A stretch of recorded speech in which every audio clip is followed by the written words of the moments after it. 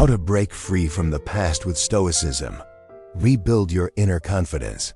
Have you ever felt free on the outside, but still chained on the inside? Maybe no one controls you anymore. Maybe no one screams at you, lays down rules, or tries to tear you down. But somehow, deep within, something still feels trapped, repeating old voices, reliving silent wounds, clinging to fears you thought were long gone. This is how a new and invisible prison begins, the one no one can see, but you feel every single day. In the relationships you sabotage, in the dreams you give up on before even trying, in the thoughts that whisper, "You're not enough. You don't deserve it. You won't make it." Stoic philosophy teaches us that true freedom doesn't come from external circumstances, but from how we respond to them. But what if the enemy isn't outside, but within? Marcus Aurelius once wrote, "It's not the things themselves that disturb us, but our interpretation of them." But what happens when that interpretation was shaped by trauma? When your mind was trained by pain? In this video, we'll dive deep into a topic most people avoid. How to break free from emotional wounds that still echo inside you, long after the events have passed. Wounds that shaped how you see yourself, how you love, and how you face life. With the wisdom of Stoic philosophy, you'll learn how to rebuild your inner confidence and take back your voice, the one buried beneath years of noise and survival. This is not about erasing your past, it's about transforming it. Because pain that isn't transformed is repeated, and you're not here to repeat. You're here to rewrite. Identifying the invisible prisons. Before you can free yourself, you have to name the prison. And sometimes that prison doesn't have walls or chains. Sometimes it hides in the quietest corners of your mind, disguised as caution, humility, or just being realistic. But in truth, it's fear. A memory of pain masquerading as protection. How many times have you held yourself back, not because you didn't want something, but because you learned long ago that being your full self was too risky? How often have you silenced your truth just to avoid rejection? How often have you tried to please everyone, not out of kindness, but out of a deep fear of being abandoned, criticized, or humiliated? These invisible prisons are the most dangerous because you learn to live with them. You adapt, you compensate, you perform strength. But underneath it all is a quiet, constant feeling of being limited, like you're always waiting for the next fall, even when everything seems okay on the surface. Stoicism calls us to examine our beliefs. Epictetus said, "People are not disturbed by things, but by the views they take of them." But what if those views were formed through wounds, toxic environments, or words spoken to you when you were still vulnerable? Rebuilding your confidence requires more than motivation. It requires emotional clarity. You have to separate what thoughts truly belong to you, and which ones are echoes of someone else's damage. You have to look inside and ask, am I still letting the wounded version of me make my choices? Stoicism doesn't deny pain, it just refuses to eternalize it. This is your first step. Recognize the prison you keep feeding. Because every mental cage begins with an unquestioned belief. And every form of freedom begins with the courage to ask, is this still true?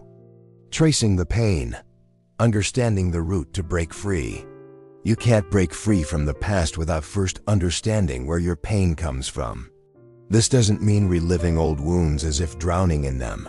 It means facing them with new eyes, with the intention not to judge, but to see clearly. Many emotional wounds come from formative experiences: abandonment, rejection, betrayal, humiliation, constant criticism, or even long silences from people who were supposed to care. These moments didn't just hurt, they formed patterns. Patterns of thinking, reacting, and protecting yourself that made sense back then, but are now silently holding you back. Stoic wisdom gives us a compass to face that pain without getting lost in it. Seneca wrote, "It's not suffering that destroys us, but the attachment to it." When you don't understand the root of your wound, it runs your life from behind the curtain, feeding self-doubt, overprotection, and emotional isolation. Observing your pain with neutrality is one of the highest Stoic practices, not with coldness, but with courage. Like a doctor examining a wound not to reopen it, but to heal it. This is where many people go wrong, thinking that understanding your pain means becoming a victim. It doesn't. It means taking ownership of your story. It means saying, yes, this hurt me, but it doesn't have to define me anymore. You can look at your past with compassion and move forward with courage. Your past shaped parts of you, but it isn't all of you. You are not just what happened to you. You are what you choose to do with it now. And that choice begins with honesty, with awareness, with philosophy. Stoicism reminds you, you can't change the past, but you can change how much power it still has over you. Silencing the echoes, the work of inner deconstruction. Have you ever stopped to notice how many voices live in your head that aren't really yours? That voice saying, you're not good enough. That constant pressure telling you that you can never rest. That anxious whisper, they'll leave you. Just like before, those voices weren't born with you. They were planted in your mind when you were still open, still trusting, still trying to understand the world. They came from parents, teachers, partners, cruel friends, or traumatic moments. And because you were young or emotionally unguarded, you accepted them as truth. And here's the hard part. Those voices are still here because you keep feeding them. Stoicism teaches us to observe our thoughts with distance. Epictetus said, it's not what happens that disturbs us, but our opinion of it. But what if that opinion wasn't even yours to begin with? What if you've been living your life based on ideas that were never meant to define you? At some point, you have to begin the process of inner deconstruction, of actively dismantling the beliefs that no longer serve you. You must challenge those voices. Interrupt the automatic thoughts that only reinforce pain. Hold each belief up to the light and ask, is this really mine? Is this really true? Stoicism is not just about enduring pain with dignity. It's about turning your mind into sacred ground, a place of clarity and sovereignty. And that takes practice. It takes courage to silence what has lived inside you for so long, even if it was destructive. Even if you once believed it was protecting you. Begin listening for your real voice, the one that's been buried beneath layers of noise and survival. It might be quiet now, but it's there. And with practice, it grows stronger. Because your true inner voice doesn't scream, it guides. And it says, you don't have to keep repeating what once hurt you. You are free to build a new way of thinking, a new way of being. And it begins the moment you stop letting pain speak for you, breaking the cycle. When pain becomes identity, there comes a moment, subtle, almost invisible, when pain stops being just something that happened to you and starts becoming who you believe you are. You begin to define yourself by your wounds. I'm the one who was betrayed. I'm the daughter who was never truly seen. I'm the one who always ruins things. And the more you repeat those thoughts, the more you cling to pain as if it were part of your name, an emotional anchor disguised as identity. This is one of the most dangerous prisons the mind can build. Because it's not just that you're in pain, it's that your sense of self becomes attached to that pain. And that means even when life tries to offer you healing, you might resist it. Because part of you doesn't know who you'd be without the suffering. But Stoicism reminds us, you are not your story. You are your ability to choose what to do with it. Epictetus taught that no one can truly harm your inner self unless you give them permission. But if you keep identifying with your wounds, if you keep wearing your past like a badge of survival, you might unknowingly be choosing to stay trapped. Breaking that cycle requires a difficult truth. You may not have chosen your pain, but you might be choosing to stay in it. Maybe the pain feels familiar. Maybe it gives you a sense of control. But pain is not home. It's the signal that something needs to be healed. The Stoics call you back to your center. Reason, virtue, clarity. This doesn't mean denying your emotions. It means no longer letting your emotions be your identity. You can honor your past without living in it. You can remember what happened without keeping the wound open. You can see the scar without needing to bleed again. You are not broken, you are becoming. And in that becoming, Stoicism is not just a philosophy. It is liberation. Rebuilding self-trust, the courage to be your own foundation. After years of being shaken by doubt, criticism, or emotional instability, here's a painful truth. Your self-trust may have never been built on solid ground. Or worse, maybe it was, and someone destroyed it. But Stoic philosophy reminds us, real confidence doesn't come from perfection. It doesn't come from praise or from everything going right. It comes from coherence, from living in alignment with your values, your thoughts, your actions. That's the kind of confidence that can be rebuilt even after everything has fallen apart. Seneca once said, "It's not because things are difficult that we do not dare. It's because we do not dare that they are difficult." To trust yourself again is to dare. To believe that even with trembling hands and an aching heart, you can still take one more step. That even if someone tried to convince you otherwise, you are capable of standing tall, not because you've never fallen, but because you keep rising. Rebuilding your inner foundation isn't about making grand declarations. It's about small, quiet acts of integrity. Keeping your promises to yourself, choosing what is right over what is easy, acting with honesty even when no one is watching. Confidence is not loud. It grows in silence, in how you treat yourself when you fail, in whether you show up for yourself when no one else does, in whether you act in alignment with your deepest beliefs, even when it's uncomfortable. The Stoic doesn't seek external applause. He seeks internal stability, because he knows peace does not come from being admired, it comes from being whole. When you begin to show up for yourself, consistently, quietly, and with honor, something inside shifts. You stop begging the world to believe in you, and start becoming the solid ground you've been searching for. This isn't selfish. It's emotional maturity. It's freedom. You are not what they did to you. You are what you decide to build, starting now. Freedom is a daily practice. Stoicism is a path, not a moment. Many people wait for emotional healing like they're waiting for a miracle, a sudden event, a dramatic shift, a magical moment when everything finally makes sense. But those who walk the path of awareness know the truth. Freedom doesn't arrive all at once. It is built step by step in silence. And like any practice, it requires intention, repetition, and devotion. Stoicism makes this very clear. Marcus Aurelius, Emperor of Rome, wrote daily in his journal as a way to remind himself of truths he already knew.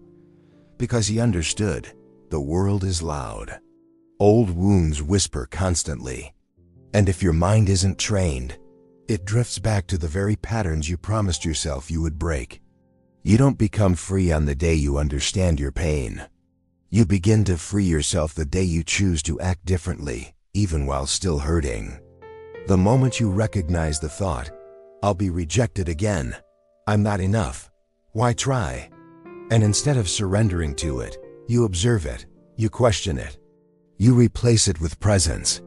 This is the Stoic practice of freedom, not denying what you feel, but refusing to let those feelings decide who you are. Epictetus said, "Freedom is the mastery of oneself." But that mastery isn't harsh. It's not loud. It's subtle. It's calm. It's present in how you respond to the unexpected, in the way you pause before reacting, in the daily discipline of doing what's right, even when it's hard. Every day you choose not to repeat what hurt you, you grow. Every time you meet yourself with patience instead of punishment, you heal. Every act of self-respect builds a new version of you, from the inside out.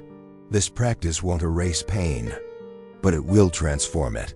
It won't stop you from falling, but it will teach you to fall with dignity and rise with clarity. That's the Stoic way. Freedom not as a finish line, but as a way of living.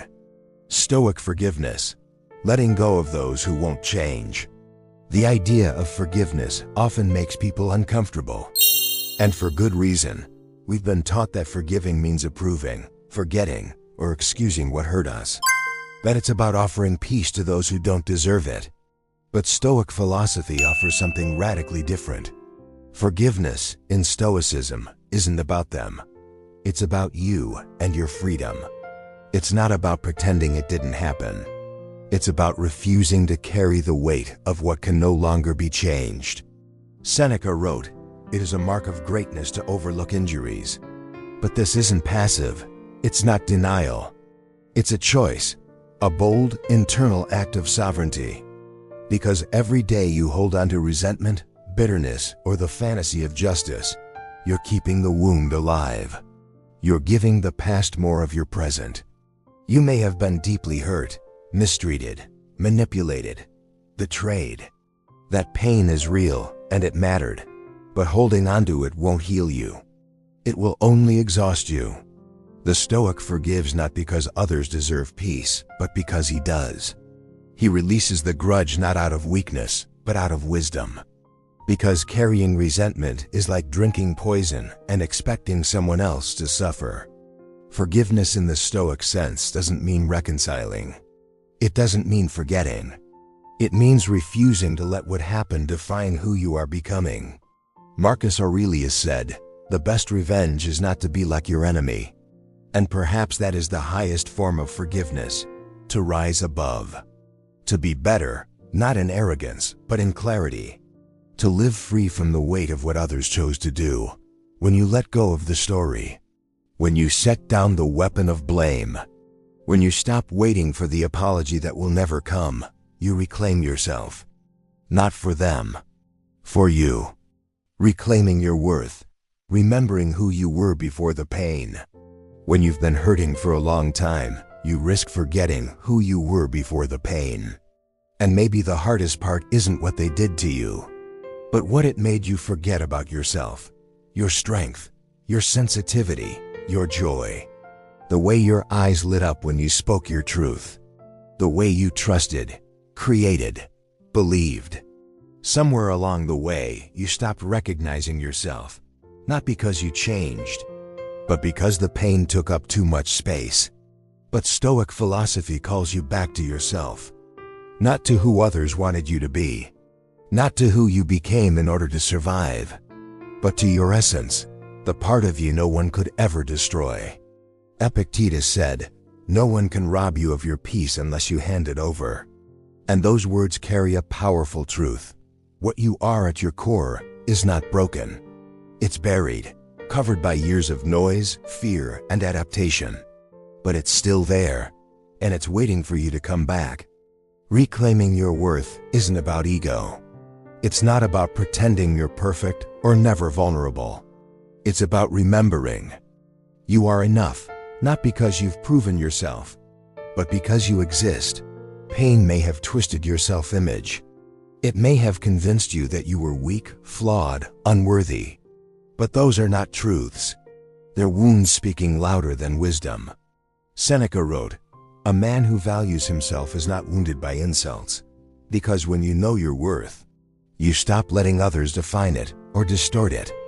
Rebuilding your sense of self, in Stoic terms, happens through two pillars: self-knowledge and ethical action.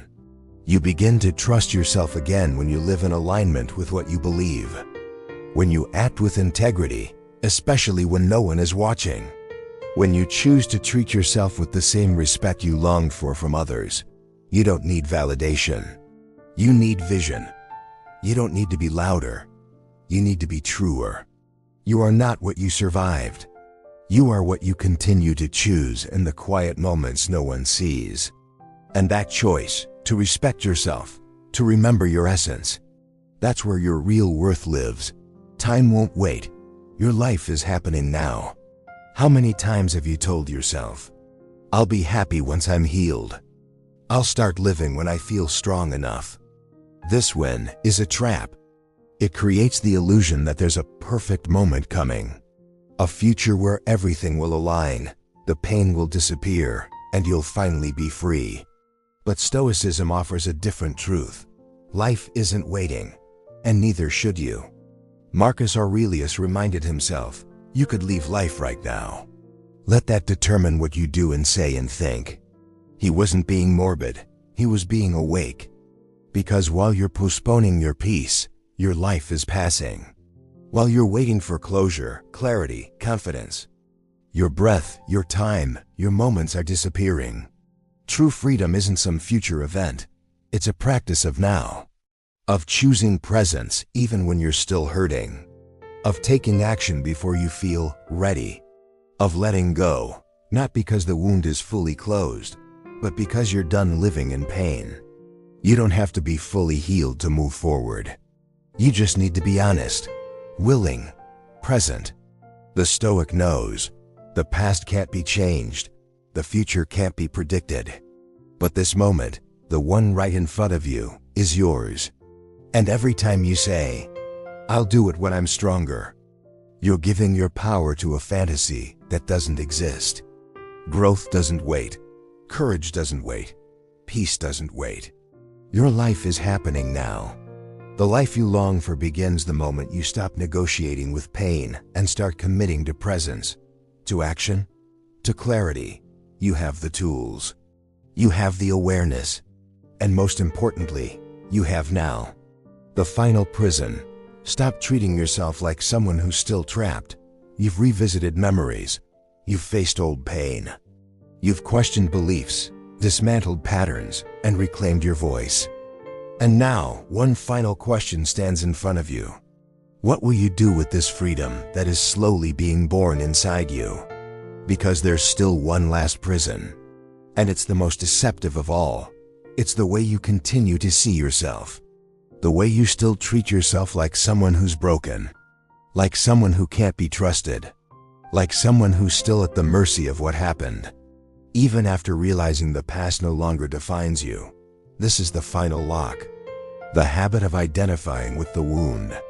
Stoicism calls us to radical responsibility, not guilt, but clarity. If you now know that you're free to choose, then it's time to treat yourself like someone who's already free. To act like someone who has options. To think like someone who is no longer begging for approval. To walk like someone who no longer belongs to their old story. Marcus Aurelius said, "The soul becomes dyed with the color of its thoughts." And now your thoughts are different. Now you have awareness. Now you have tools. Which means you have power. The power to say no to what no longer serves you.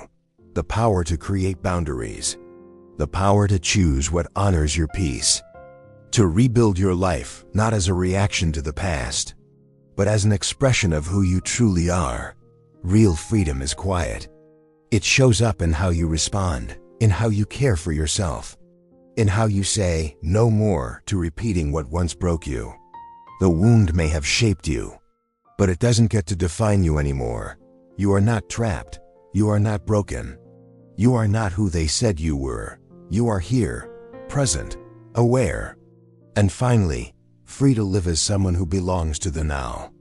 Now that you've understood that the deepest prison is the one you build inside your own mind, and that freedom is a daily act of courage and self-awareness, a new and more personal question arises. What if, even though you're free on the outside, you're still carrying the voices, fears, and patterns that once kept you trapped? How do you truly break the emotional ties of the past? How do you silence the echoes of those who hurt you, so you can finally hear your own voice? In the next episode, we'll go even deeper into the powerful, delicate process of healing emotional wounds through Stoic philosophy and rebuilding your inner trust from the ground up. Because often, the prison is not what they did to you. It's what you keep repeating long after it's over. So if you're ready to take the next step, subscribe to the channel, turn on notifications, and let me know in the comments. What are you choosing to let go of today? This journey doesn't end here. It's only just beginning.